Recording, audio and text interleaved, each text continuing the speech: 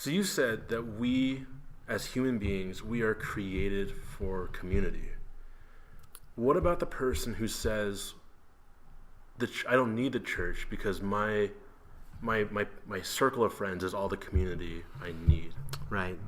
Like, why is the church community or the community of Jesus, why is that superior? Why should that be sought after as opposed to down at the local bar? Your local bar, or the friends that you went to high school with, or things like that. And I've heard people even say, the people down at the bar know me better than the church does. Yeah. The people down at the bar support me better than the church does, which again is back to the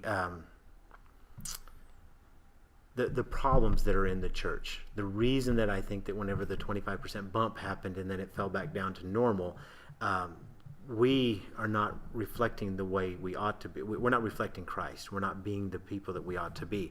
So the reason what should separate us is there is something supernatural about this gathering that's not in any other gathering that you get together with. Getting with the Elks Club or anything else like that.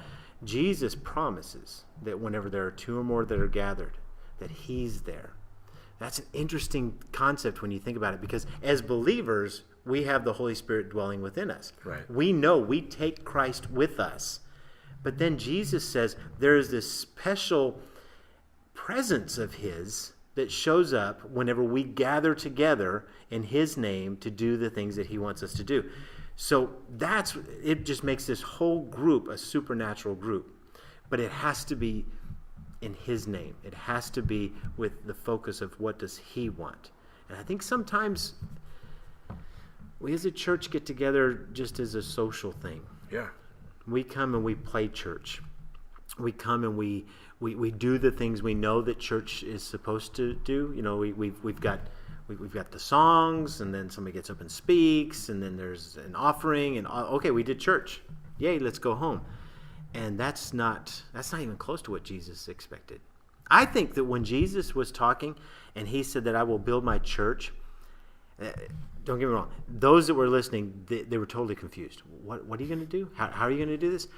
But as they talked about it later on, and they saw the manifestation of what Jesus was really wanting, they realized this is the only community where real hope exists. This is the only community where real faith exists. Real love exists here. And this is the place where we can find it. This is where we can find encouragement. I'm going to talk about it, maybe not this week, but next week. I'm going to talk about the fact that there are so many things that you and I want out of our relationship. There are so many things that you and I want out of our relationship with Christ that we could never get on our own. Right. It can only be experienced in community.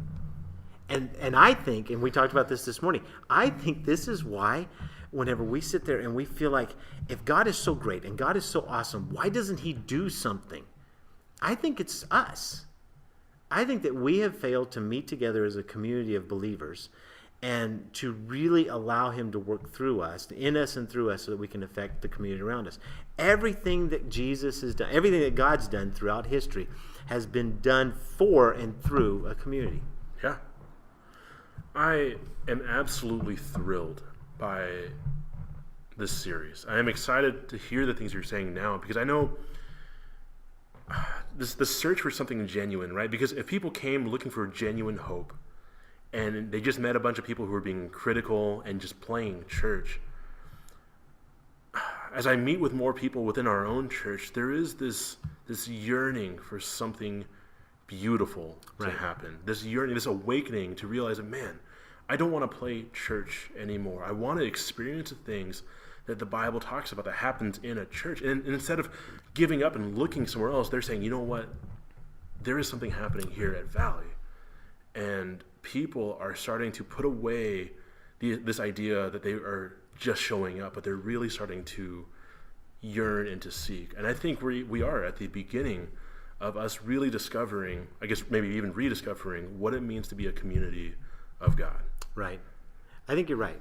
And the sad thing is that in some ways it's taken us so long to get there, because it's not that we don't hit moments of that. Over the last 20 years that I've been here and the experiences that I've had, there have been some intense, incredible, beautiful moments where we did life together, where God was in charge and we were trusting him, and the rhythm was just beautiful. Yeah. It was awesome. But what I know is that it's really easy to get off that. It's really easy to get off the beat and just to begin to do your thing and to get focused on what you think is important. And I don't think that the outside community, when they show up, that they see value in the things that we sometimes put value in. Yeah. They're showing up. Everybody, I just believe this with all my heart, everybody has a desire to truly be known and to know. We just do. There's this, we want to be able to belong to a place where the mask can come off and we can just be ourselves. We work so hard at keeping the mask on, but we want that place. I want a community. That's awesome.